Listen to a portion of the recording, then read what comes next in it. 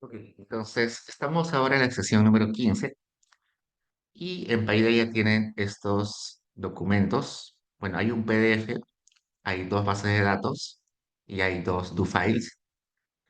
Vamos a empezar con el do file que se llama sesión 15A. Entonces, abrimos. En las últimas clases vimos series de tiempo y también vimos corte transversal. El tercer tipo de bases de datos que vamos a ver es el de datos panel. Entonces, básicamente hay tres tipos de bases. Ya hemos visto series de tiempo, ya hemos visto corte transversal y ahora nos toca datos panel. Datos panel es información de diferentes individuos que han sido encuestados o su información está disponible para varios periodos. Entonces, una combinación tanto de características entre individuos y también cómo evolucionan esas características en el tiempo, lo cual también se podría ver como una combinación entre serie de tiempo con corte transversal.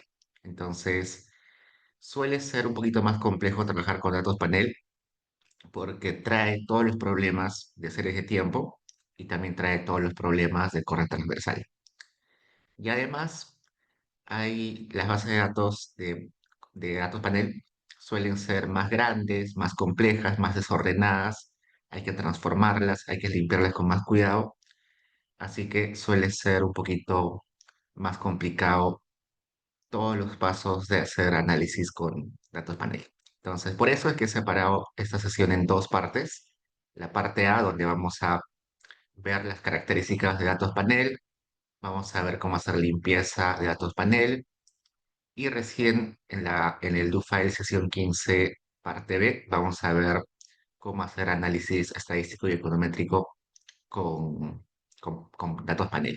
Entonces, empecemos. Como siempre, limpiamos el entorno de Stata, definimos nuestro directorio, en mi caso, mi directorio es la carpeta sesión 15, y vamos a abrir esta base de datos que yo les puse en Paideia. Y si quieren conocer más sobre esa base de datos, acá hay un link donde está la fuente de donde sacamos esta base de datos. Voy a copiarla acá.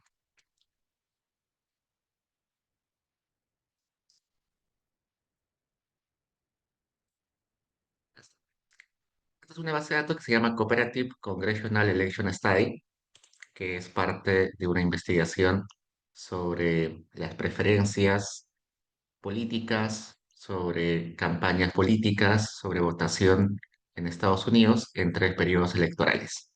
Esta es una encuesta que se levantó durante 3 años para ver el comportamiento de los electores allá en Estados Unidos. Entonces, esa es la base de datos, la pueden descargar acá en esta página. Solamente un poquito acá comentarles, esta página que se llama Harvard Dataverse es una página donde se comparte bases de datos, se comparten códigos de replicación de papers y se comparte análisis general de varios papers, especialmente de economía y de ciencias políticas. Entonces, si a alguien le interesa aprender o replicar algún paper, la gran cantidad de papers con réplicas están en esta página de Harvard Dataverse. Uno busca acá, no sé, se me ocurre, busquemos un paper sobre Perú. Entonces acá, por ejemplo, acá dice eh, datos para replicar de el paper que se llama The Rule of Law, Collective Action and Growth, Microevidence from Perú, de Philip Kaffer, Mauricio Espinosa, Álvaro Espinosa y Ricardo Fort. Entonces entran ahí y de seguro ahí está el código. En este caso está en Stata, los códigos están en Stata y las bases de datos también están acá. Entonces es una buena fuente si alguien quiere replicar, estudiar, aprender replicando papers. ¿No? Acá hay otro, dice Teacher Performance Pay and Student Learning de María Lombardi y Cristina Vélez Obrero. Entonces igual entran ahí tienen su do file y un PDF donde explica qué hace. Entonces, solamente para mencionarles que esa página es muy buena, eventualmente les va a servir un montón. Regresando a lo que estábamos viendo, esta base de datos, que es una encuesta, tiene, no, bueno, intentó encuestar a 9.500 estadounidenses durante 3 periodos electorales, el periodo del 2010, 2012 y 2014. Entonces vamos a encontrar 3 periodos en esta base de datos. Abrimos la base de datos. Uy, perdón. Vamos a abrimos la base de datos. Y como se dan cuenta, es enorme. Acá tiene 1.629 variables, que son 1.629 columnas, y tiene 9.500 observaciones, que son 9.500 filas. Es muy grande. Y como se dan cuenta, está un poco desordenado. Los nombres de las variables están codificadas. No se entiende qué es CC10-308B, qué es CC12-341P. Normalmente las bases de datos tipo panel, como tienen mucha información, suelen estar, si bien desordenadas. Así que lo primero que uno tiene que hacer cuando trabaja con cualquier base de datos, y en especial cuando es una grande como esta, es buscar la ficha técnica o el diccionario o el apunte metodológico o la ficha metodológica donde me expliquen de qué va el contenido de esa base. En este caso, acá tenemos un PDF donde nos dan una guía sobre las variables, primero sobre la metodología de cómo se levantó la muestra, algunas características y el contenido, la lista de variables. Entonces, toda encuesta debería tener, toda encuesta y todo censo y toda base de datos, inclusive administrativa, debería tener algo así, donde te expliquen cada variable como esta, la CC10-414-4, a qué se refiere y los posibles valores que pueden tomar las respuestas a esa variable, ¿no? Entonces, siempre trate de buscar eso. Al menos en el Perú, las bases de datos del INEI, todas tienen su ficha técnica, todas tienen sus archivos donde te explica el contenido, pero a veces para otros países o bases de datos que son levantadas por ONGs o por otras instituciones, suelen ser un poco desordenadas y es difícil a veces encontrar su ficha técnica. Pero debería haber en algún lugar esa información. Entonces, veamos, bajemos un poquito. En una sesión, en una sesión, no recuerdo en cuál exactamente, vimos que Datos Panel tenía dos formatos, el formato white y el formato long. ¿Se acuerdan? Nosotros íbamos acá a la ayuda de Reshape. Nos salía que los datos panel tenían dos formatos, un formato long y el formato white. El formato long tenía la característica de que había una variable para individuos y también una variable para identificar periodos. Acá el I es para individuos, el J para periodos. Y las bases de datos en formato white solo tenían una variable que identifica al individuo y el periodo estaba en el nombre de las variables. Eso lo vimos en alguna sesión. Y yo les comenté que la mayoría de bases de datos tipo panel, cuando uno las descarga, están en formato white, porque al menos es lo más eficiente en términos de tamaño de archivo. El archivo pesa menos si uno lo guarda en formato white, pero la mayoría de libros, manuales, las clases en general de datos panel, uno les enseña con formato long. Si uno revisa el libro de Woolrich, el libro de Green, cualquier libro de econometría, te enseñan datos panel en formato long. Entonces, lo que uno tiene que hacer es transformar el formato, ¿no? Es la misma información, solamente que ordenada de forma distinta. Esta base de datos no es la excepción. Esta base de datos que hemos abierto está en formato white Así que lo primero que hay que hacer es transformarla a formato long. ¿Cómo me doy cuenta que está en formato white? Porque hay una variable que identifica a la persona, que dice case ID, sería el identificador del caso, o en este caso de la persona, pero no encuentro una variable que me identifica el periodo. Puedo buscar acá y no encuentro ninguna variable que me indique el periodo, ¿no? Acá dice entonces el peso, acá hay variables sobre medios de comunicación, sobre aprobación, sobre el partido al que está afiliado la persona, sobre migración, sobre trabajo, un montón de variables, pero ninguna de ellas me habla del periodo al cual corresponde la información, ¿no? Más bien, en los nombres de variables parece que está el periodo. Por ejemplo, acá yo sospecho que este 12 corresponde al año 2012 y este 10 corresponde al año 2010, ¿no? Porque se están repitiendo las variables. Vamos a poner acá R, CNATE. Se dan cuenta que acá aparece, vamos a ordenarlo así. Noten que acá dice CC10, CNATE 1 vote B, y seguro vamos a encontrar otro que sea lo mismo, pero con CC11. Pero CC12, ¿no? Es 2010, 2012. Entonces acá también hay CC12. Y también debe haber 14, porque son los años 2010, 2012 y 2014. Entonces parece que el nombre, pero parece que el periodo está en el nombre de las variables. Entonces está en formato white, está en este formato. Hay que transformarlo a formato long. Y ya aprendimos en una sesión de que el comando es reshape.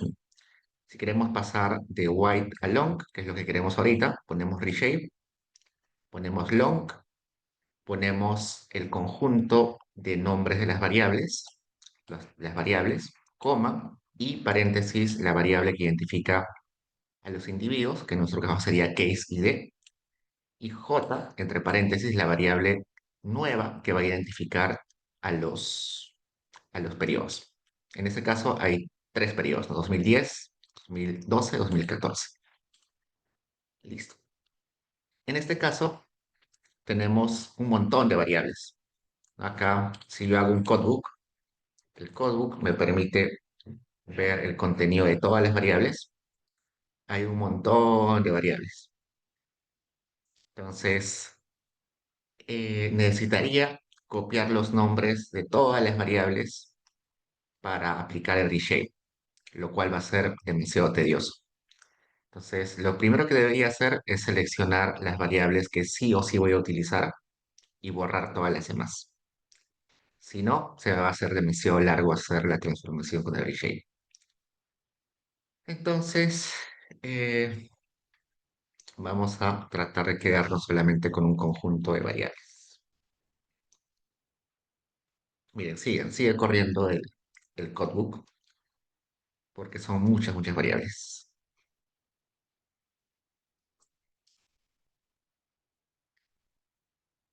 Era, si no me recuerdo, 1629 variables, ¿no? Es un montón.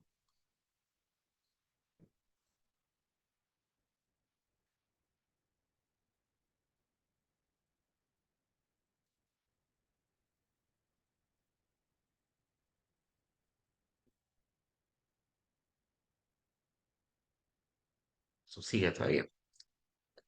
Vamos a aprovechar para ver esto. Como los nombres no son muy informativos, CC10-302 no es nada informativo. Acá le estoy cambiando con nombres más informativos. Por ejemplo, sé que CC10-324 tiene que ver sobre si la persona está a favor del aborto o no. Así que le voy a poner acá ese, esa información. Y sé que este 10 se refiere al periodo, así que lo voy a poner al final. Su opinión sobre el aborto en el año 2010. El CC 10-354, según el manual que abrimos hace un rato, tenía que ver sobre si tenía la intención de votar en esa elección para el año 2010. O sea, que al final le pongo 10. Eh, el CC 14-425 se refería si la persona compartía algún tipo de preferencia con el Partido Verde en Estados Unidos, el Tea Party, y esa información del 2014. Este 14 se refiere a ese periodo. Entonces, solamente estoy cambiando los nombres de las variables que me interesan. Notar que solamente acá hay unas cuantas variables, no son las 100, no son las 1000 tantas variables que hay en la base de datos. Y luego me voy a quedar solamente con las que voy a trabajar sí o sí. Entonces acá me estoy quedando principalmente con los identificadores, el case ID de las personas, con el año de nacimiento de las personas, con su nivel educativo, con su condición de empleo, con sus características de familia, género, ideología y otras adicionales, que también son unas cuantas. Y ahora mi base que tenía 1000 tantas variables, ahora solamente tiene, ¿cuántas tiene?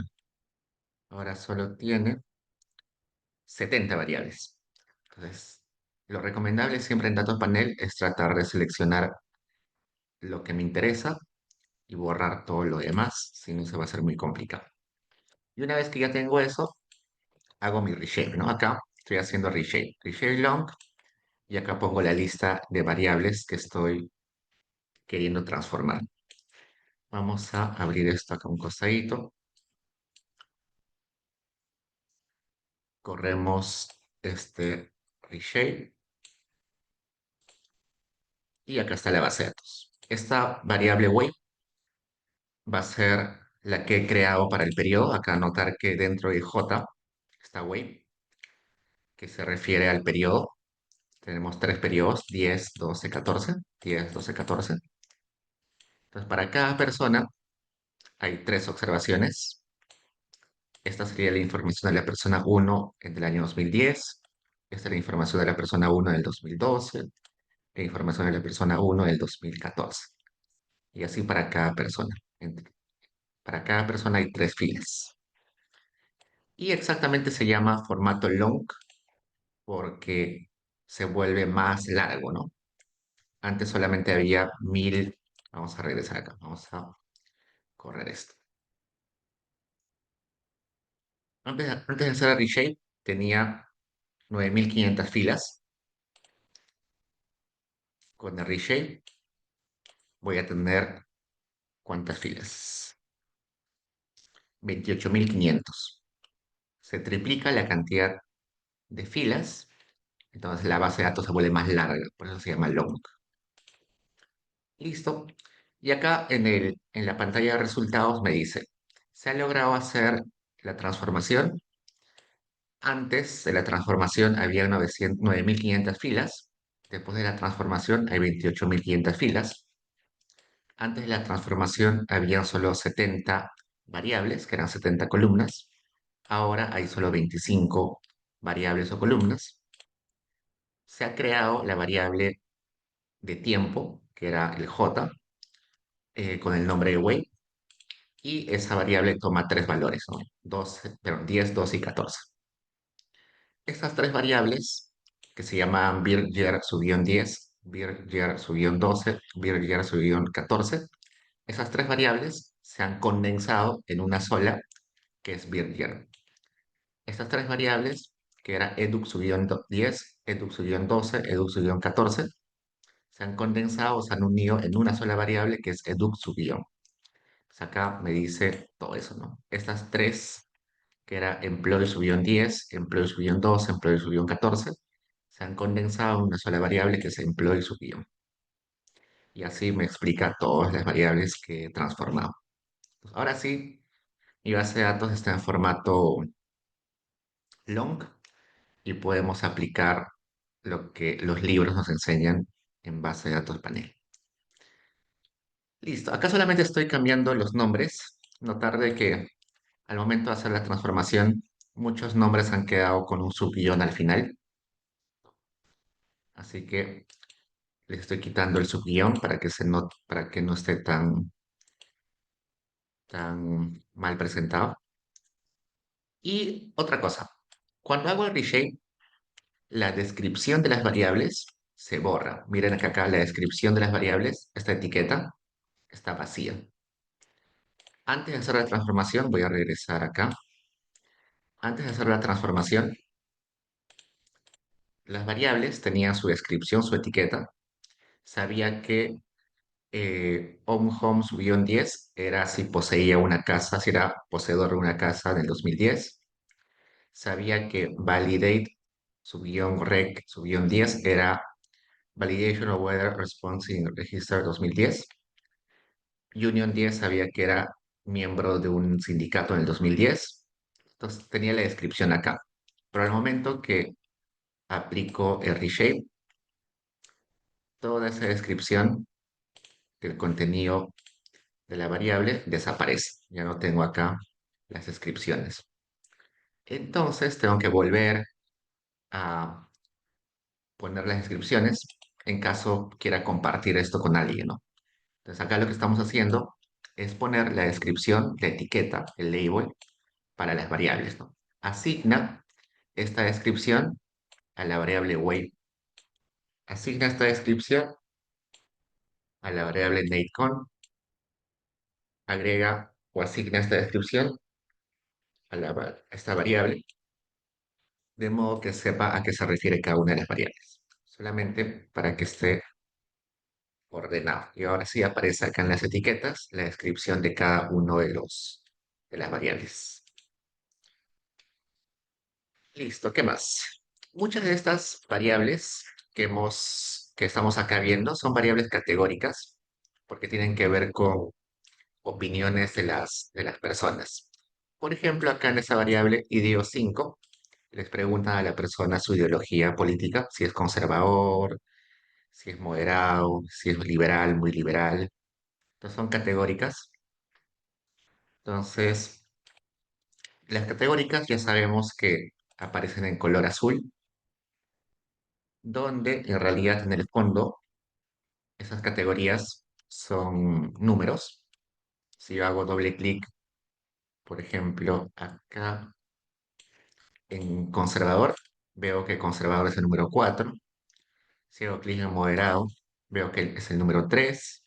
Si hago clic en liberal, es el número 2. A cada categoría se le asigna, cada numerito es una categoría.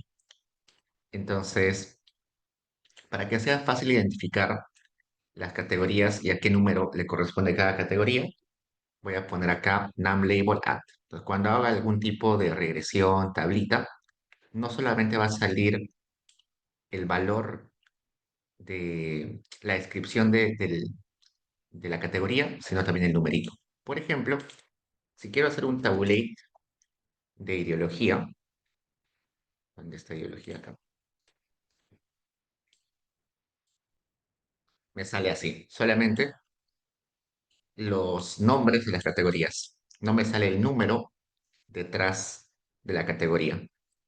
Cuando corra NumLabel, at, lo que va a suceder es que cuando utilice un tab o cuando utilice una regresión o cuando utilice cualquier tipo de estadístico, además de la descripción de las categorías, el nombre de las categorías, aparece el numerito de la categoría al costado. Solamente para eso es este NumLabel, at. ¿Qué más? Luego, cuando tengo bases de datos así, que son un poquito desordenadas, conviene tener al inicio, en las primeras columnas, a los identificadores de individuos y periodos. Y para ordenar ello está el comando order. Acá le estoy diciendo, ordena las columnas, todas las columnas, en forma alfabética primero. Entonces, lo que va a hacer es poner acá primero las variables en orden alfabético. Tengo un segundo. Bueno, este VV lo está poniendo adelante porque está en mayúscula. Primero pone las mayúsculas, pero luego está en orden alfabético, ¿no? A, B, C, E, F, no está en alfabético. Pero normalmente cuando uno quiere ordenar su base de datos, empieza con el identificador del individuo y luego el identificador del periodo. Entonces estoy haciendo eso acá. Estoy diciendo ordena la variable caseID que aparezca en el primer casillero o en la primera columna. Entonces ahora, cuando abro la base de datos, la primera columna es caseID. Luego del caseID quiero que aparezca la variable web, que era la variable de periodos. Entonces le pongo ordena la variable web que es de periodos y colócala después de caseID. Y ya está. Acá está. Web está después, after the caseID. ¿Para qué eso?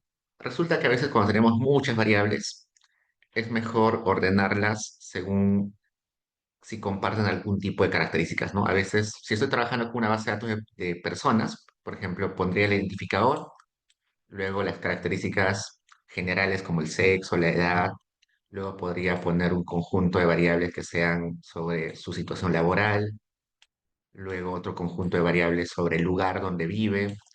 Entonces, podría ordenar en bloques mis variables. Entonces, eso puede ser de ayuda.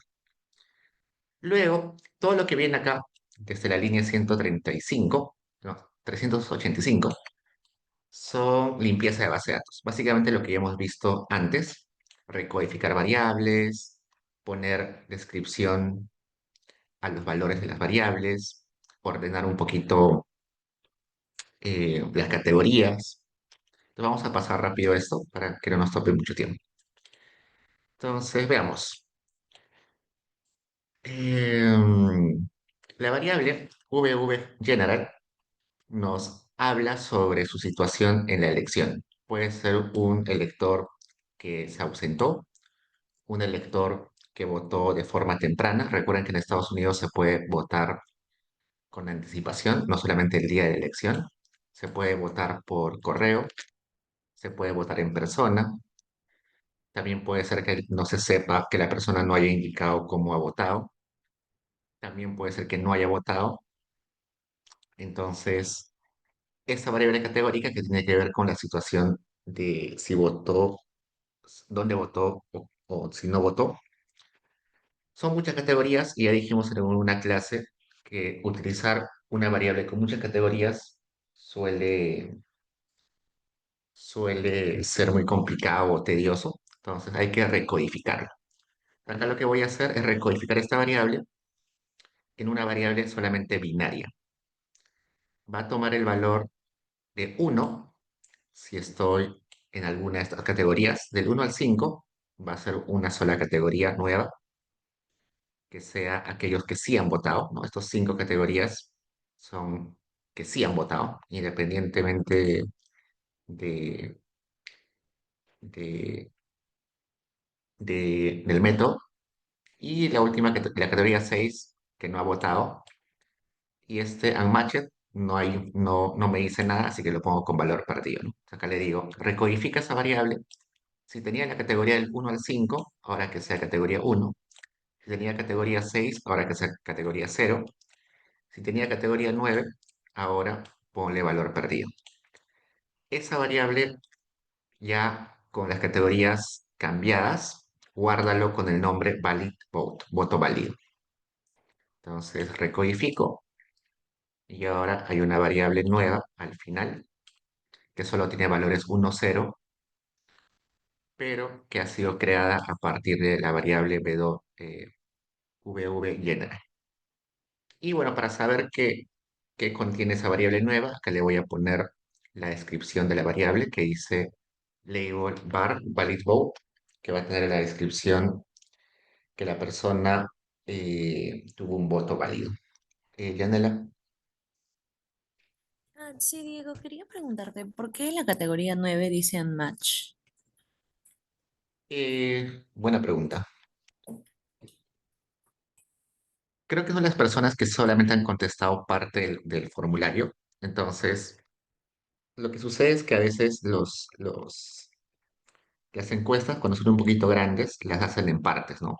Un formulario sobre opiniones políticas, otro formulario sobre características de la persona, otro formulario sobre sobre opiniones, no sé, del aborto, de la libertad sexual, no sé. Entonces, hay varias fichas que uno llena al hacer una encuesta. Entonces, los unmatched son los que han contestado solamente un formulario, unos cuantos formularios, pero no han completado todo. Así que su información está incompleta. Así que por eso es que, que los ponemos como valor perdido, porque no tenemos información completa para ellos. O sea, esos serían, digamos, los missing values. O sea, pero no le Son aquellos que... ponen un missing, sino le ponen 9, algo así. Recuerden que, sí, buena observación. Creo que en una sesión dijimos que cuando aparecen números 9, 99, 999, en la convención de datos, cuando aparecen así números grandes, 999, 999, quieren decir que son valores que son perdidos, incompletos, missing. Acá de la nada salta de 6 a 9, ¿no? Cuando hay un salto así es porque ya no son válidos esa información. Sigamos acá. Hay cuatro variables. Una que es tap abortion, que acá dice su opinión sobre el aborto, que tiene acá cuatro categorías. Acá tenemos otra variable, año de nacimiento, otra variable que es educación, que también es en categóricas, sin educación, graduado de secundaria, graduado de algún college, 2 años de universidad, 4 años de universidad o estudios de posgrado. Y tenemos la variable employ, que es sobre empleo, que tiene estas 9 categorías. Trabajo a tiempo completo, trabajo a tiempo parcial, trabajo temporal pero eh, fuera de servicio. ¿A qué se refiere esto? Desempleado, retirado, eh, que está permanentemente, eh, que no puede trabajar permanentemente, en casa, estudiante y otro. Y bueno, de vuelta, cuando tenemos variables con muchas categorías, mejor es recodificarlo, ¿no? Por ejemplo, acá en employ, solamente lo voy a recategorizar en que esté trabajando o no esté trabajando a tiempo completo. Entonces, uno va a ser full time, que es empleo eh, que trabaja las 40 horas, y todos los demás, desde el 2 al 9 que está desempleado. Part-time es medio... Son, part-time puede significar muchas cosas, no puedes que esté trabajando solo 9 horas semanales, 10 horas semanales, 20 horas semanales. Mejor lo ponemos mm, como desempleado. ¿Qué más? Acá también podemos crear otra categoría que sea solamente los que tienen a tiempo parcial o a tiempo completo. Entonces acá lo que estamos haciendo es estos dos como una categoría que toma el valor de uno y todo lo demás categoría cero. Y como los retirados son personas que no es que no quieran trabajar, sino que ya están fuera del mercado laboral, vamos a generar una variable que tome el valor de uno si es retirado y tome los demás valores con cero. Entonces solamente estamos recodificando. Luego hay una variable que se llama FAN-INC, que es el ingreso del hogar, el ingreso de la familia. Y también está separada en categorías. Esto es común, sobre todo en encuestas eh, sobre opiniones. Cuando se le pregunta a las personas cuánto gana usted anualmente, las personas suelen contestar de forma muy imprecisa, así que mejor lo ponen en categorías, ¿no? Menos de 10.000, entre 10.000 y 19.999, entre 20.000 y 29.999. Entonces está en categorías. Acá hay un problema que me comentan acá. Dice, hay estas personas que han contestado 250.000 o más, pero en realidad 250.000 o más podría estar acá, ¿no? Dense cuenta que la categoría 14 es 250.000 a 349.999. La categoría 32 podría calzar en la 14 o también podría calzar en la 15, o también podría calzar en la 30 en la 16. Me parece que este numerito, esta categoría 32, está mal codificada. ¿Ha sido un error del digitador? Probablemente. ¿Ha sido un error al momento de contestar la persona? También puede ser. Pero lo bueno en este caso es que ese error solamente es de 5 personas. Nuestra base de datos tiene miles de personas y solamente 5 han contestado de esta forma, que al menos a mí me parece medio ambiguo, ¿no? Porque 250.000 a más puede estar en el 14, o puede estar en el 15, o puede estar en el 16. Entonces, para que no me genere ruido, mejor lo borro. Entonces, acá estoy diciendo reemplaza con valor perdido si ha respondido la categoría 32. Entonces, lo pongo valor perdido. Cuando sospechen que hay un error de digitación, un error en las respuestas, y son muy pocas observaciones, no duden en borrarlas. Es peor dejarlas y que te generen algún tipo de sesgo en tus estimaciones. Sobre todo si van a hacer estimaciones con MCO. En fundamentos de econometría, seguro han visto que el MCO es muy sensible a valores atípicos. Muy, muy sensible. Hay otros tipos de estimación, como regresiones cuantílicas, que no son sensibles a los valores atípicos, pero en MCO sí es muy sensible. Así que si metemos algún error ahí en digitación, puede ser que nos salga cosas totalmente extrañas. Y finalmente esta categoría final que dice 97 me contesta que no sabe o prefiere no decir los ingresos, ¿no? Esto es muy habitual, es un problema en general de las encuestas. La gente se resiste a contestar con sinceridad o a veces se niega a contestar sus ingresos. No tienen mucho miedo de que su información de ingresos sea de dominio público. Hay muchas personas que suelen no contestar, pero no es un problema de la econometría, es un problema en sí en general.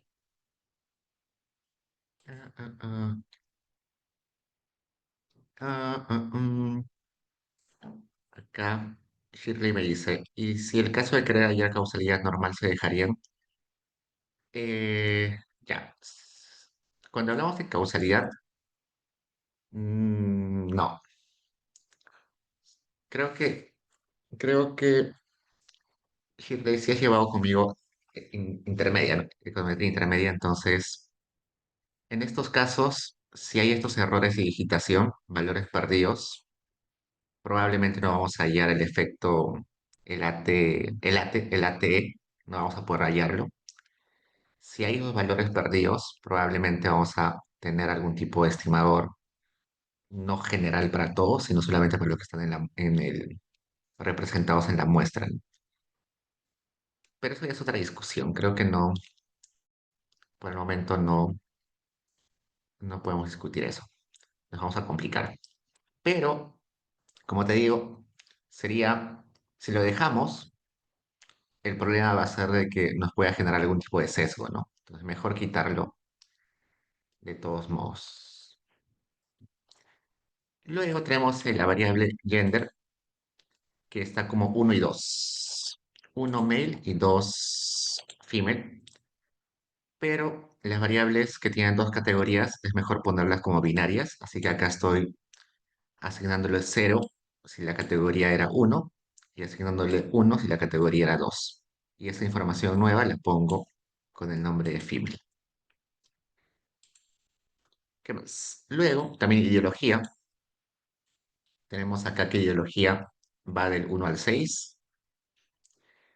Pero la última, que es not sure, no me sirve de mucho. Si estoy haciendo estudio para saber los determinantes de la ideología, no me sirve de mucho que no esté seguro, así que también los voy a poner como valor perdido. ¿Qué más? Ya sigamos un poquito, no es muy importante esto. Luego, la variable input state, es la variable que determina dónde vive la persona, en qué estado. Acá están los 50 estados de Estados Unidos y también el distrito Washington, D.C. también está acá. Si bien acá aparecen 56, ¿no? En realidad son 50 estados, pero aparecen 56. Es un tema del código, de, perdón, de este, al igual que nosotros tenemos el UBIGEO, allá en Estados Unidos tienen este código del Federal Information Processing Standard. Así que en realidad esto es parte es como el ubigeo, ¿no? Así que no se preocupen mucho si hay números tan grandes. Igual no nos importa mucho, porque como es una categórica, no importa en realidad el numerito, lo que importa es que, que, bueno, no es una variable ordinal, sino es no ordinal, así que no importa mucho el numerito. Le vamos a cambiar el nombre con state y ya está. Otra variable que dice si tiene internet en casa, acá me dice tiene internet, hay dos tipos de internet, el broadband y el dial-up. Así que acá yo podría categorizar diferentes formas, ¿no? Este creo que es banda ancha y este es el internet típico, el estándar, ¿no? Entonces, acá estamos diciéndole que vamos a poner la categoría uno si tiene algún tipo de internet y cero si no tiene ningún tipo de internet. Y eso se va a guardar con el nombre nethome-any, es decir, ningún tipo de red. Y vamos a generar otra variable que sea nethome speed, que sea si tiene internet de alta velocidad, que sería el de banda ancha. Ya está. ¿Qué más? Acá también tenemos una variable sobre si posee casa o no. Home es si posee casa. También recategorizamos para ponerle que es dueño o no es dueño, si es inquilino o no es inquilino. No hay, todo esto es simplemente recategorizar. Acá también tenemos la pregunta, la variable PIT7, que tiene que ver sobre con qué partido se identifica más. Se identifica con los demócratas fuertemente, no muy fuertemente con los demócratas, algo con los demócratas, con los independientes y republicanos. Y de todas formas, acá hay uno que dice que no está seguro, así que esas personas que no me dan respuesta precisa, también los dejo como valor perdido. Acá también me dice la variable race, al menos en Estados Unidos la variable race es muy importante porque hay mucha segregación y desigualdades entre los afroamericanos, los hispanos y los de origen asiático, ¿no? Entonces es muy importante allá esta variable. Pero también el problema es que acá hay muchas categorías. Hay white, black, Hispanic, Asian, Native American, Mixed, Other y Middle Eastern. Entonces son muchos. Una forma de recategorizar es simplemente que sea no white y white. Entonces, este white puede ser una categoría y todos los demás eh, sería otra categoría, ¿no? Porque básicamente estos son los que primero son más en población y además socialmente están en ventaja en comparación a los demás categorías de race, ¿no? Y es lo que estamos haciendo acá, cambiar solamente a dos categorías. Hay otra variable que dice si tuvo problemas al momento de registrarse, igual está en 1-2, categoría 1-2, mejor es recategorizarlo con 1-0. Y bueno, acá ya no voy a detener mucho, acá también solamente estamos recategorizando más variables. Union significa sindicato, si la persona está afiliada a algún tipo de sindicato. Hay tres categorías, lo mejor es reducirlo solamente a dos, así que acá lo estoy recategorizando a dos categorías. Y bueno, al final lo guardamos con el nombre CES 2010-2014, su guión long. ¿Para qué hice todo eso? Para mostrarles de que limpiar una base de datos eh, panel suele ser un poquito más tediosa que limpiar una base de datos de corte transversal o también de series de tiempo. Entonces, normalmente cuando uno trabaja con datos panel, hay que invertir mucho tiempo en hacer la transformación, la revisión, la limpieza, la recategorización, ordenarlo. Toma mucho tiempo. Entonces, si alguno de ustedes eventualmente va a hacer tesis o una investigación con datos panel, tomen en cuenta que tienen que hacerlo con bastante anticipación porque siempre, siempre aparecen problemas y se les va a complicar. Con series de tiempo, con corte transversal es más sencillo, ¿no? Como que son menos tiempo uno le dedica a la limpieza. Y ahora vayamos a la sesión 15B, donde vamos a utilizar la base de datos que hemos creado. La base de datos que hemos creado acá al final, que hemos guardado, con el nombre CES 2010-2014 la vamos a utilizar en este file sesión 15B. Y acá recién vamos a hacer el análisis estadístico y econométrico de datos panel. Al igual que las dos sesiones anteriores, no me importa mucho la econometría. La econometría solamente les voy a decir qué comandos existen y más o menos qué se puede hacer. Lo que me interesa más es la parte estadística, que sería mostrar estadísticos descriptivos, hacer algunos gráficos, hacer algunos tipos de test sencillos. Entonces, lo que más le voy a poner relevancia es a esta parte uno y 2, que es descripción de datos y declaración de tipo panel, estadísticas descriptivas y generación de variables panel. La parte 3 y lo demás no le voy a tomar mucho tiempo porque eso ya lo van a ver seguro en su curso de econometría o en laboratorio de econometría. Entonces, veamos. Vamos a abrir la base de datos que hemos guardado hace un rato. Lo primero que uno hace cuando tiene una base de datos tipo panel es declarar, avisarle a Stata que estamos trabajando con datos panel. Resulta que Stata asume siempre que la base de datos es de corte transversal. Entonces, eh, para avisarle de que no es corte transversal, sino que es datos panel, se utiliza este comando que se llama xtset. Set de configurar y xt de x elementos en t periodos. Y se le pone acá el identificador del periodo, perdón, el identificador del individuo y el identificador del periodo. Case identificaba los individuos y web identificaba los periodos. Cuando corro eso, acá me dice, hemos identificado que tu base de datos es fuertemente balanceada. Acá dice strongly balanced. Que es fuertemente balanceada, que se ha logrado levantar información de todos los individuos en todos los periodos. Si acá tenía, si por ejemplo tenía n individuos y t periodos, voy a tener n por t filas. Eso sería fuertemente balanceado. Si por alguna razón en algunos periodos no he logrado encuestar a algunos individuos que sí encuestan otros periodos, sería no balanceado. Y lo normal es que en una base de datos panel sea no balanceada.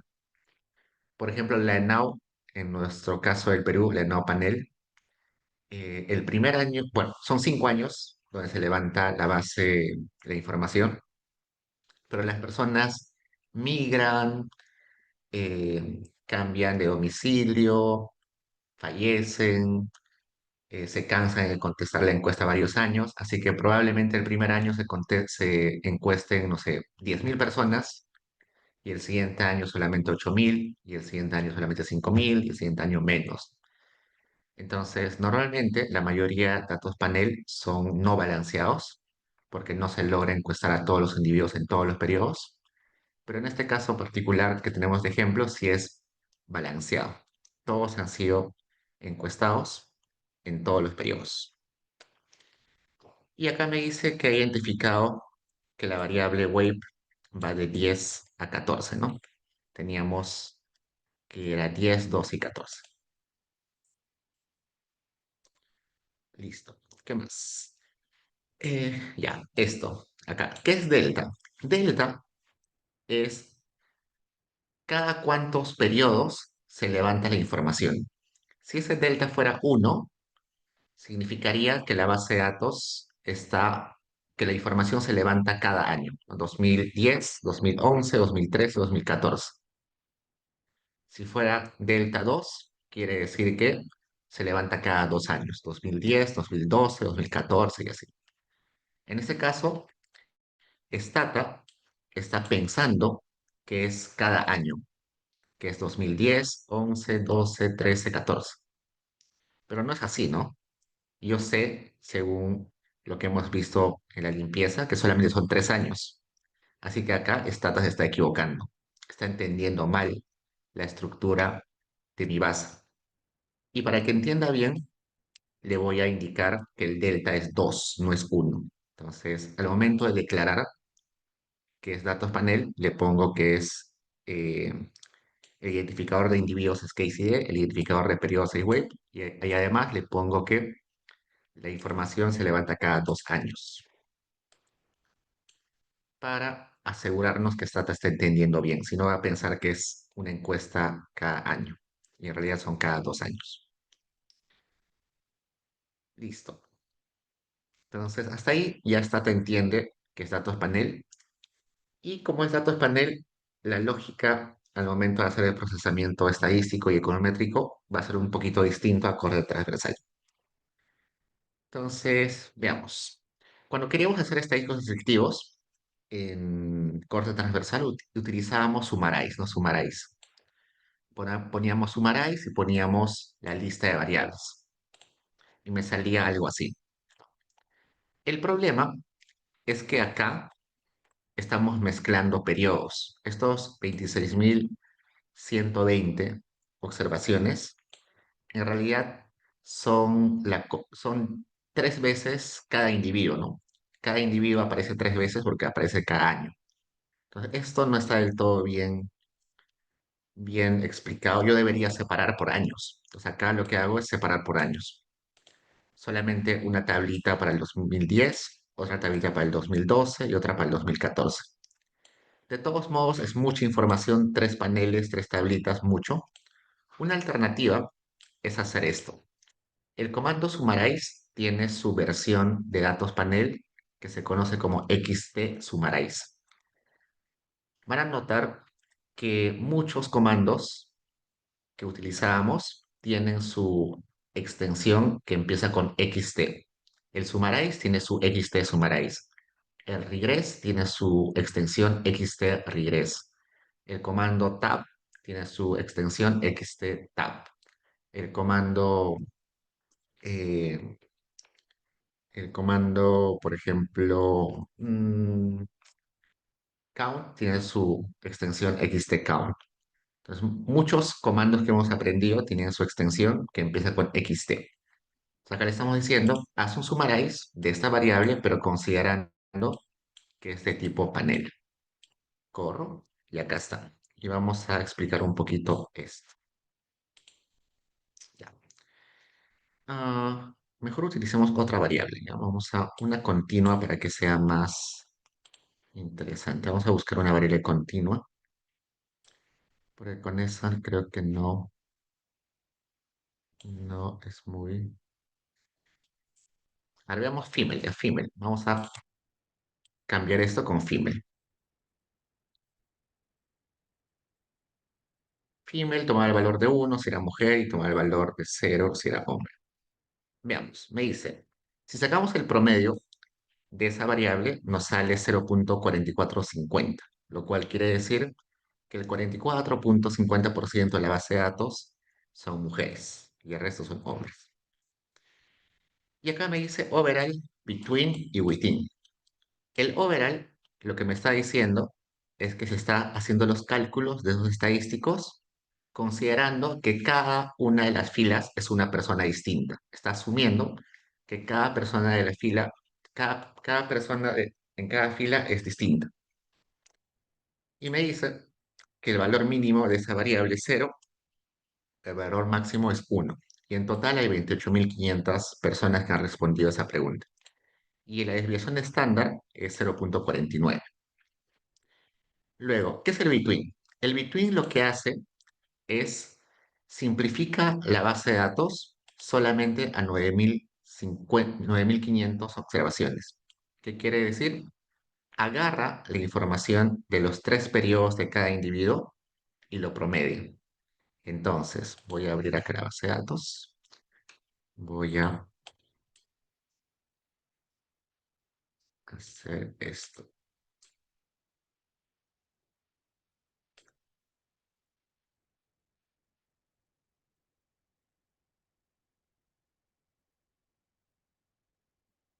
Mejor así. Veremos.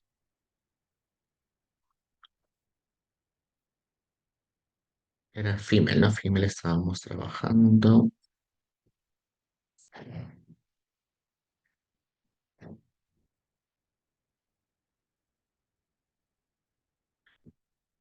Ya está.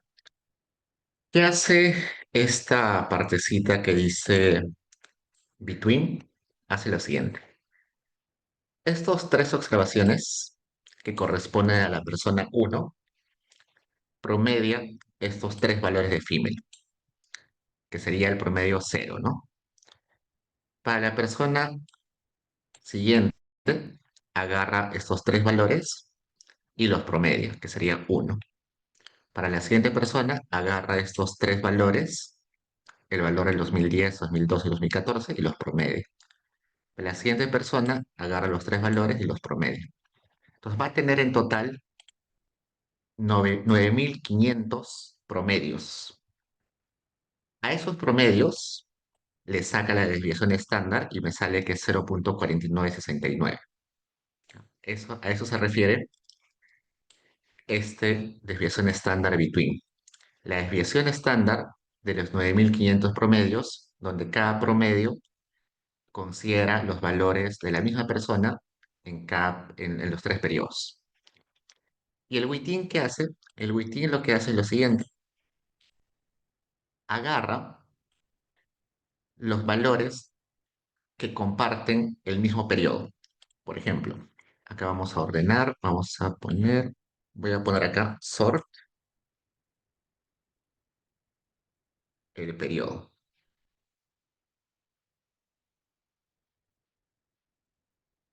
Estoy ordenando el periodo. Tenemos tres periodos.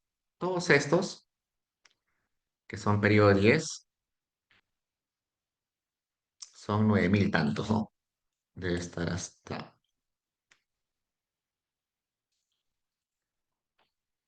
9.000.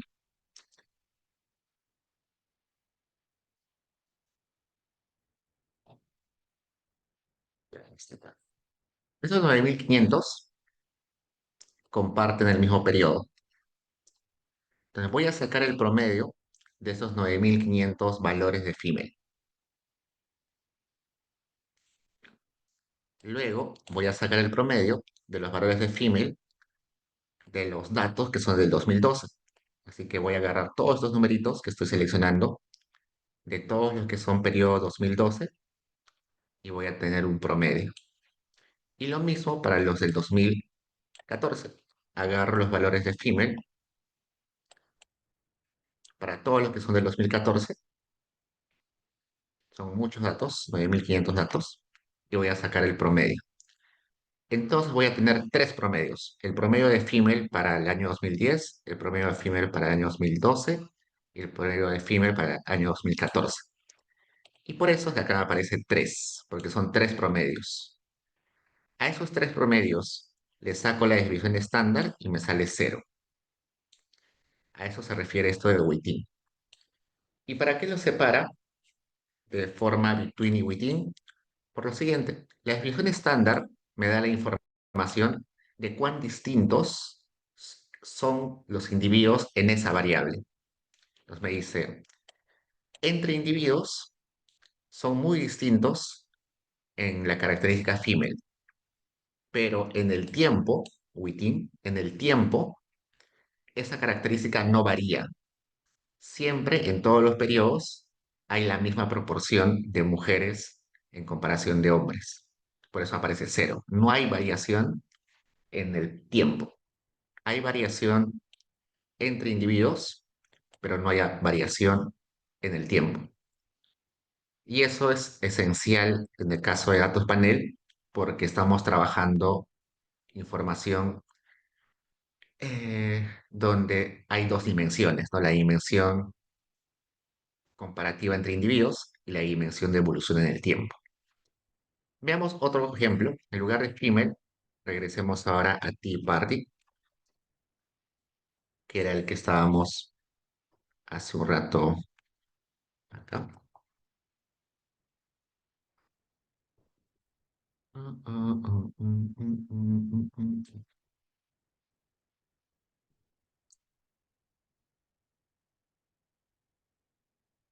Acá me dice, consi- suponiendo que todas las filas son distintas, no hay individuos repetidos, tendríamos 26.120 filas. Sacando el promedio, sale 2,61 en esta variable.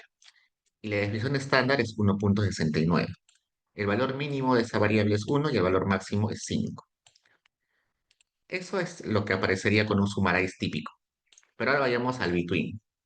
En el between me dice que son 9.137 promedios. Entonces, ¿qué está haciendo? A ver, de vuelta, vamos a browse. Browse.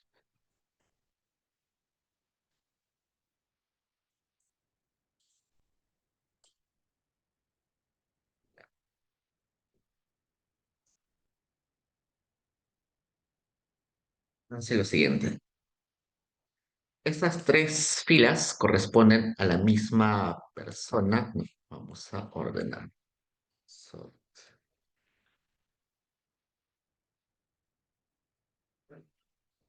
Estas tres filas corresponden a la misma persona. Lo que hace es promedia estos tres valores de tipos. Ahí teníamos un promedio. Para la segunda persona, promedia estos tres valores de tipos. A la siguiente persona, promedia estos tres valores. A la siguiente persona, promedia estos valores. A la siguiente, ¿no? Entonces, hay un promedio para cada persona. Y en total va a ser 9.137 promedios. Y al momento de sacar la desviación estándar entre esos promedios, me sale 1,62. Ya no la cuenta. Y una pregunta, si digamos en alguno de los periodos es un missing value, me imagino que ese promedio sería o resulta un missing value y ya no lo considera, ¿no? Exacto, va a aparecer como missing value. Por eso es que acá hay 9.137, pero recordaban que la base de datos era de 9.500. Esa reducción en la cantidad de valores válidos es por eso. Porque cuando aparece acá, por ejemplo, ¿cuál es el promedio de 4 valor perdido y 2? Vimos en alguna clase que cuando hay un valor perdido, simplemente el promedio o la suma o cualquier operación que haga entre estos va a salir valor perdido, ¿no? Igual acá, en esa persona 71, el promedio de estos tres va a ser valor perdido. Por eso que acá no hay 9.500, sino hay 9.137. Muy buena observación. Y luego, para el Within, lo que hace es, en lugar de sacar promedios por, para cada individuo, saca promedios para cada periodo. Entonces vamos a ordenar acá por periodos.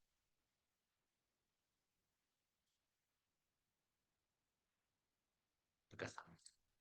Entonces, acá está el periodo 10. Todos estos valores de tipos que corresponden al periodo 2010, van a ser promediados. También, también para el 2012 van a ser promediados. Para el 2014 van a ser promediados. Y bueno, ahí sí hay una consideración. Miren que acá dice T barrita bar y aparece 2,85. Eso porque hay valores perdidos, ¿no? Como hay valores perdidos, no los puede promediar de forma exacta por eso me aparece este mensaje acá. Pero no nos preocupemos tanto por esto. La idea es que acá, sacando sacando la desviación estándar de esos promedios, me sale 0,41. Pues acá lo que me está diciendo es lo siguiente. Esta variable tipar tipos varía un montón entre individuos y varía muy poco entre periodos. Y tiene sentido, ¿no? Si yo comulgo, si a mí me interesa un partido político, no voy a cambiarlo con facilidad en el tiempo, ¿no? Por eso que esta división estándar es más chiquita que esta de acá. La preferencia por ese partido varía bastante entre individuos, pero varía muy poco en el tiempo. Entonces, para eso nos da esta información, para saber de dónde viene la variabilidad en la información. Recuerden que cuando hacíamos MCO, el R cuadrado era el porcentaje de la variabilidad o de la varianza del Y que se explicaba por la variabilidad o varianza de los X. Entonces, bueno, gran parte de la econometría tiene que ver con explicar la variabilidad o la varianza, y bueno, la raíz cuadrada de la varianza es la desviación, ¿no? Entonces, nos interesa saber de dónde proviene esa varianza, esa variabilidad que queremos explicar. Entonces, por eso es que nos da esa, esa información. Luego, acá vamos a ver tres operadores que ya hemos visto antes, pero también son válidos acá.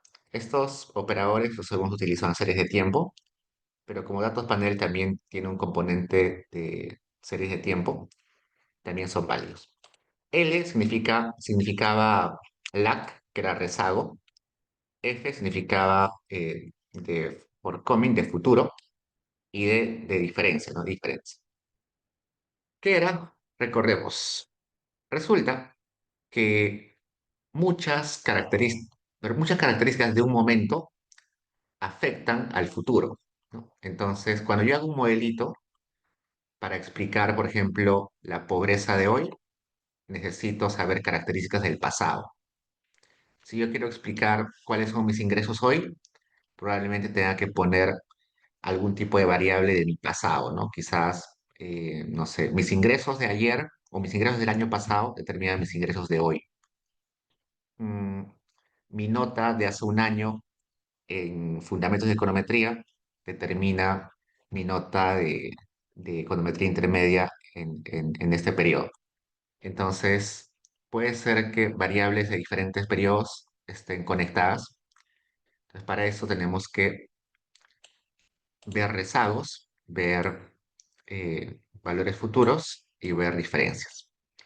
Ya lo vimos en series de tiempo, así que lo pasamos nomás. ¿Cómo se usan esos? ¿O cómo se pueden usar dentro de una regresión de la siguiente forma? Supongamos que quiero explicar esta variable que se llama preferencia por el partido, por el Tea Party, eh, según los ingresos de la persona, su género, su educación, pero también la preferencia por algo también depende de qué preferencia tenía en el pasado, ¿no? O sea, acá estoy poniendo la misma variable, pero rezagada un periodo, lag un periodo. Entonces, acá estoy diciendo, esta característica de la persona, que es del 2012, quiero que también se explique en base a esa misma variable, pero en el año anterior, que en ese caso sería 2010. Por eso el L de lag. Si quisiera dos rezagos, es decir, hace dos periodos de mi encuesta, pondría L2. Si fuera a hacer cuatro periodos, L4. Entonces, lo que está haciendo es considerar mi, la variable, pero rezagada. Y acá aparece, ¿no? Esta variable está siendo explicada por la misma variable, pero rezagada un periodo. ¿Qué más? Ya. Entonces corremos esto. Ok, entonces, eso es la parte importante porque es la estadística. Acá ya entramos a regresiones. Y acá no me voy a detener mucho, solamente les vamos a contar qué comandos existen para la econometría. ¿Ya? Luego van a profundizar más en otros cursos. Normalmente nosotros hacíamos una regresión con el comando regress, de esa forma que he seleccionado, simplemente poner la variable y la lista de variables x, nada más. Pero resulta que ese tipo de regresión está asumiendo que cada fila es un individuo distinto. Pero en realidad nosotros sabemos que estas tres filas es la misma persona. Estas tres filas es la misma persona. Un supuesto de la regresión clásica, de la regresión MCO, era que los errores no estén correlacionados entre observaciones, ¿no? Pero acá resulta que como son el mismo individuo en tres periodos, estas tres están correlacionadas porque hay características del individuo que no cambian en el tiempo. Esta persona de acá siempre, en cualquier periodo, va a tener características invariables. Esa persona, independiente del periodo, va a tener características invariables. Entonces, las observaciones del mismo individuo están correlacionadas, los errores están correlacionados. Y por tanto, hacer un MCO no estaría violando es un supuesto importante. Y por ello es que lo que se hace es, bueno, se puede hacer varias cosas. La forma más sencilla de resolver ese problema es clusterizar. ¿Cómo se clusteriza? Diciéndole a Stata que diferentes filas pertenecen al mismo clúster o al mismo conjunto de origen. En este caso le podría decir que el clúster es el case ID. Es decirle, los que tienen el mismo valor de case ID pertenecen al mismo clúster. Entonces va a decir, estas tres filas es un clúster, estas tres filas otro clúster, estas tres filas otro clúster. Entonces hago mi MCO, pero al final le pongo la opción de clusterizar, de corregir los errores con cluster. En este caso el cluster es case ID. Eso es una opción para abordar este problema de que el MCO simple viola el supuesto. Notar que acá hay 9091 clusters. Está utilizando 9091 personas. Ese 9091 por 3 sería 23.000, pero acá no son 3. Hay alguna variable, alguna fila perdida por ahí. Entonces, la interpretación es típica como la de MCO.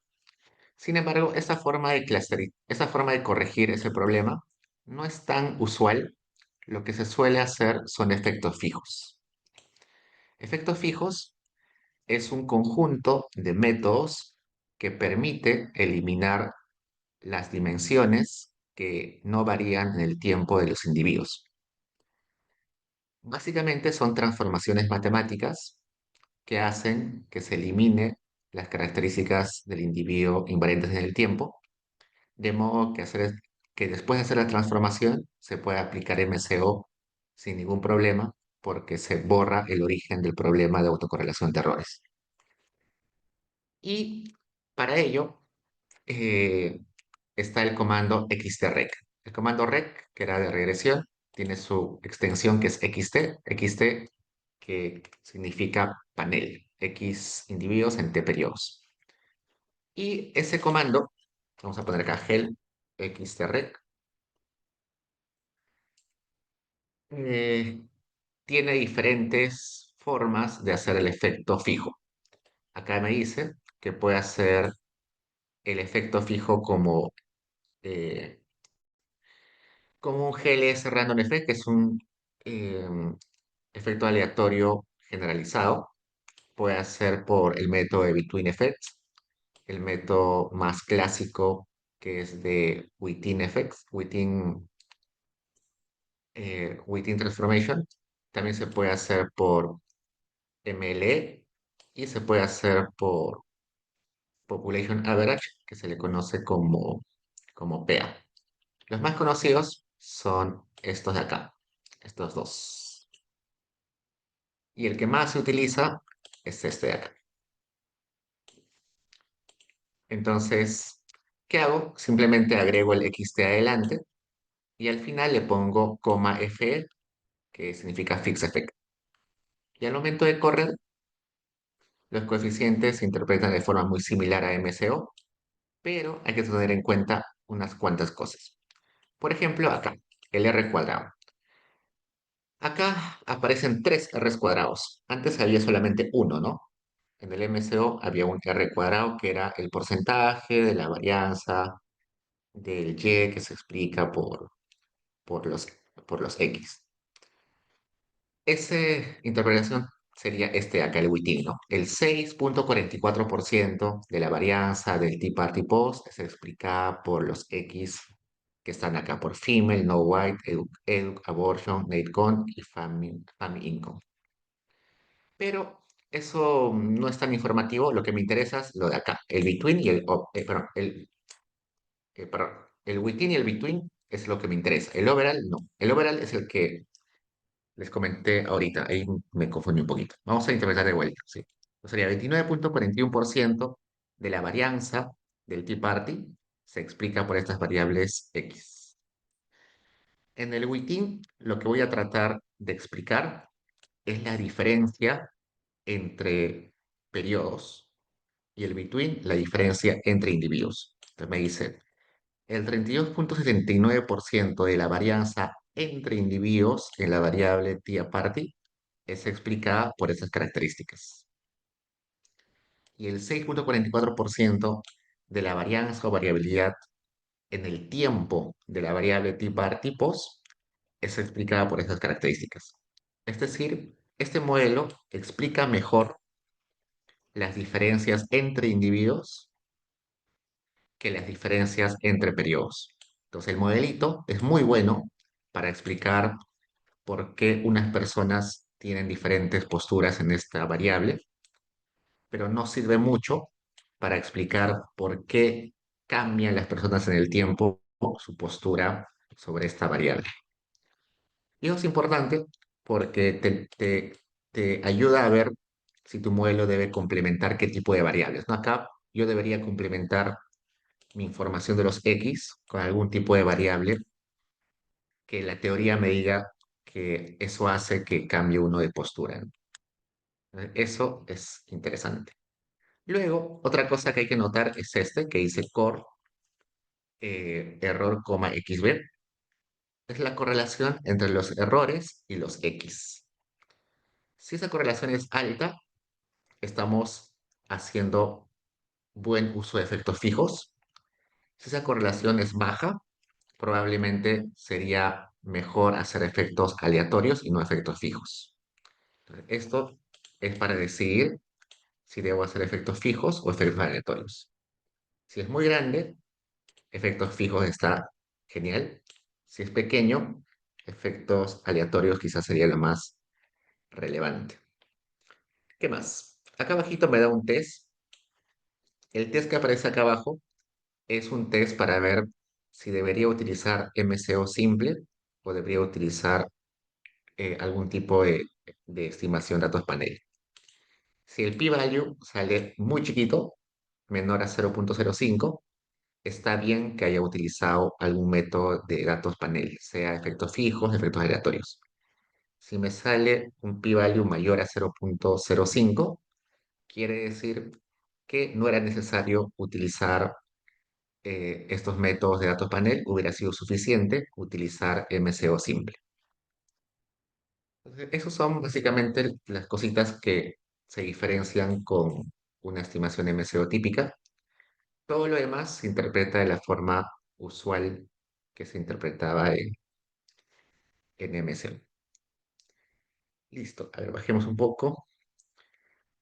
¿Qué más? Acá. Cuando hablamos de efectos fijos, solemos hablar de las características de los individuos que no cambian en el tiempo, ¿no? Por ejemplo, se me ocurre las habilidades no cognitivas de la persona. Eso es un efecto fijo, porque la habilidad no cognitiva de la persona va a ser más o menos la misma en el tiempo. Pero también hay efectos fijos de periodos, que son características del periodo que afectan a todos los individuos de forma casi idéntica en el mismo periodo. Por ejemplo, la pandemia, ¿no? En la pandemia, todos, más o menos en ese año o en esos años, experimentamos alguna característica del entorno similar. Entonces, esos serían efectos fijos temporales. Y para agregar efectos fijos temporales, simplemente se le agrega una categórica a nuestra regresión. O sea, acá le pongo i.weight, que sería la weight era la variable periodos, y la pongo como categórica poniéndole el i punto adelante. Y con eso ya tendríamos efectos fijos no solamente de individuos, sino también efectos fijos de periodos. Listo, ¿qué más? Hace un rato comenté efectos aleatorios. Efectos aleatorios también es un tipo de estimación para datos panel, pero es mucho más sencilla que efectos fijos. Y como les comenté, depende de este valor de acá. No entremos mucho ahí, pero el comando es el mismo, solamente que al final se le pone R, que significa random effect, efectos aleatorios. Y creo que ahí terminamos. También existen versiones de datos panel para otros tipos de estimaciones, ¿no? En econometría de corte transversal también están el Probit, el Logit, el Tobit, está la estimación Poisson, la estimación de máxima verosimilitud. Hay muchos tipos de estimaciones en corte transversal y todas ellas tienen su extensión en datos panel. Por ejemplo, el Logit, su extensión es XT-Logit. El Probit, su extensión es XT-Probit. El OLogit, que es un logit para categóricas ordenadas, es XT-OLogit. El OPROBIT, su extensión es XT-Probit. Para el Poisson, su extensión es XT-Poisson. Para el TOBIT, su extensión es XT-TOBIT. Entonces, cualquier método que hayan aprendido en corte transversal también se puede aplicar con su extensión en contexto de datos panel. Gracias, cuéntame. Profe, disculpe, ¿para qué servía el sigma U, sigma E y el rho? Ah, buena pregunta. Ya. El error es, ya, veamos lo siguiente. Les decía hace un rato que nuestros errores están correlacionados porque el individuo aparece muchas veces, ¿no? Entonces, cuando yo saco una correlación entre los errores, no me va a salir una correlación cero, sino va a ser una correlación positiva o negativa.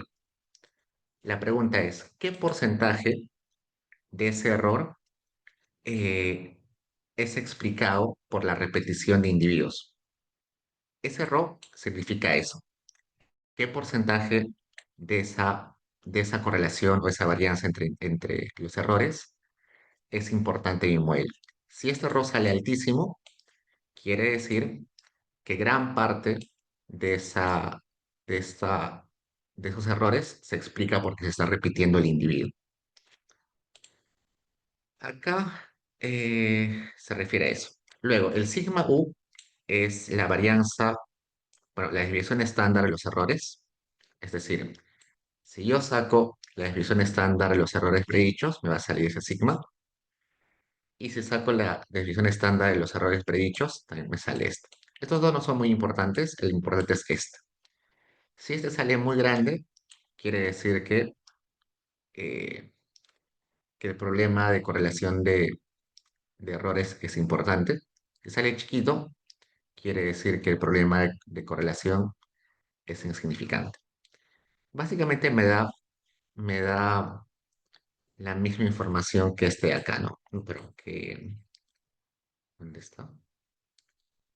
¿Dónde estamos?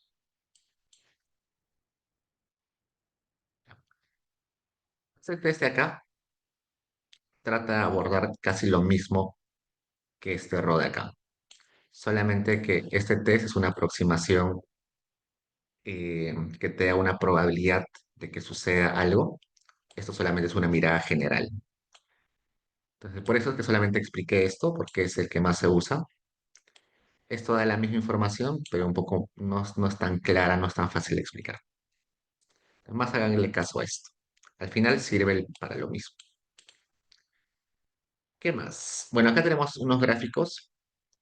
Ustedes ya lo ven, no hay, son los mismos gráficos de siempre, solamente que separados por periodos.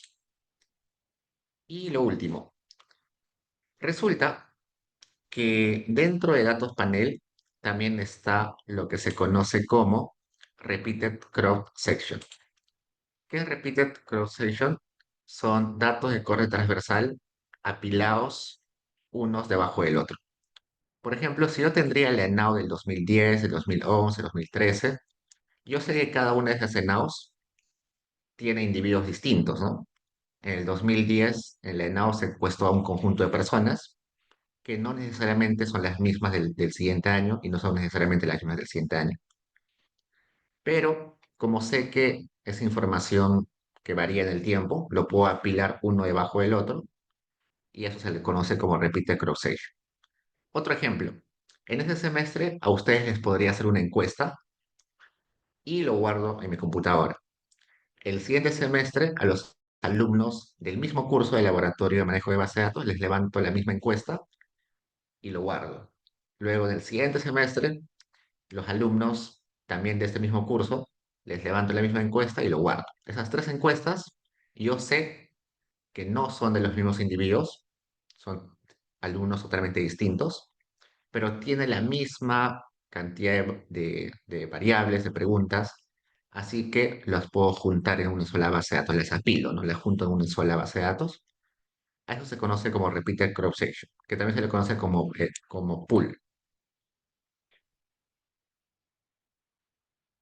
o como poolet.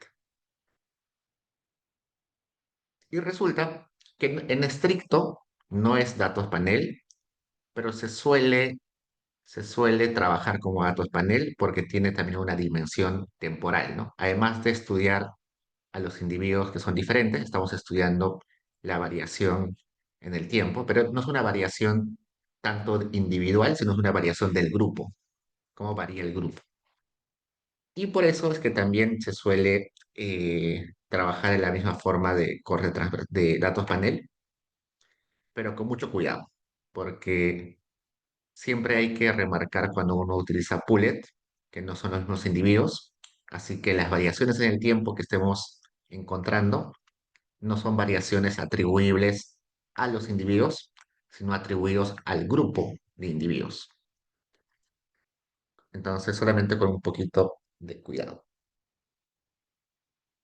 Muchas tesis utilizan esto de repeated cross-section porque es quizás lo más fácil de, de armar cuando uno quiere tener una base de datos grande.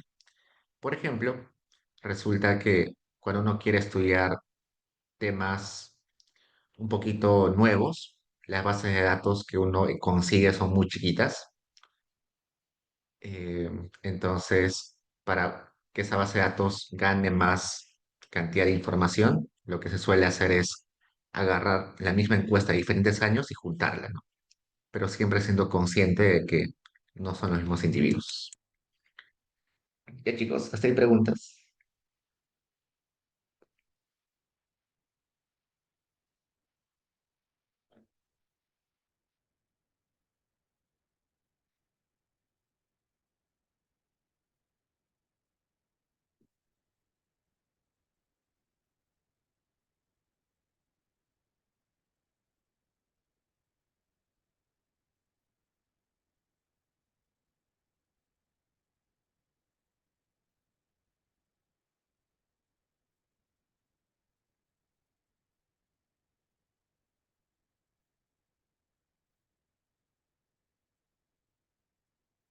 Ya chicos, entonces, eso es todo por hoy. Resulta que con esto ya terminamos todo lo que es previo a abordar las bases peruanas y las bases que vamos a aprender. Acá en el sílabo he puesto en la literatura este catálogo.